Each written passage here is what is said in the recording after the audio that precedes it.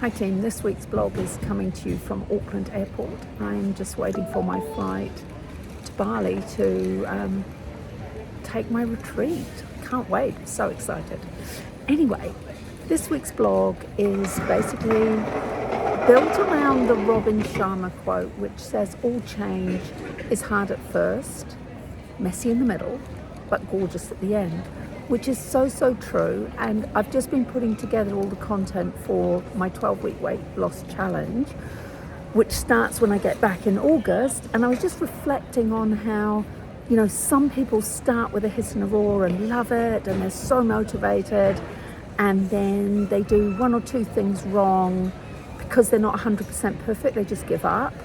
And then how other people really struggle at the beginning, and then they get into a groove and they find their way with the food and exercise, and they're just off and it gets easier and easier. I think being open to change is so important, whether it's, I love nutrition and nutrition science, so I'm always looking at the latest studies and research and papers, but I love ancient wisdom, right? So I love reading stuff from the Buddha and Marcus Aurelius and that kind of thing. So I think, being open to change and new information is just so important, especially as we age. I used to be, when I first qualified, I was very dogmatic as a nutritionist. It was like my way or the highway. It was either right or it was wrong, and thank goodness for age and life experience that changes you. And you realise that that's not true, and that one size doesn't fit all, and you have to work with the person that you're working with, and you have to be open to different ideas and change.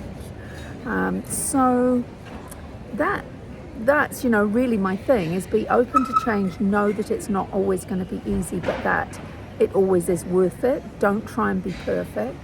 Take from the plan what works for you, and that life is too short to live it feeling like crap. Life is too short to go through it not being the fittest that you can be, or eating the best that you can, to have the energy to enjoy this wonderful life that we have, and every minute that we have, because we don't have it for very long.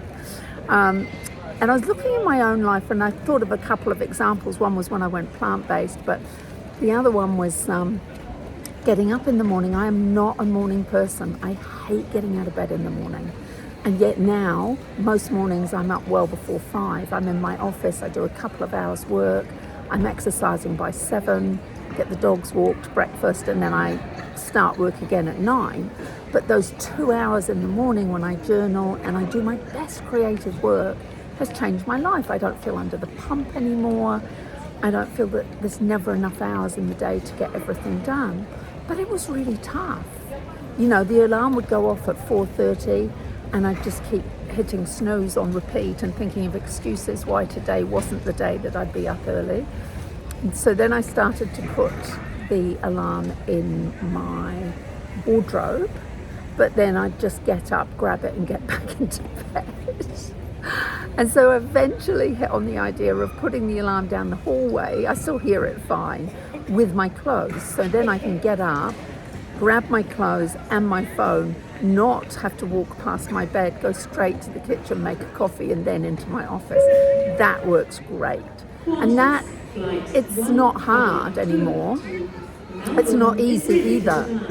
It just is. It's my new reality. And it has changed my life for the better.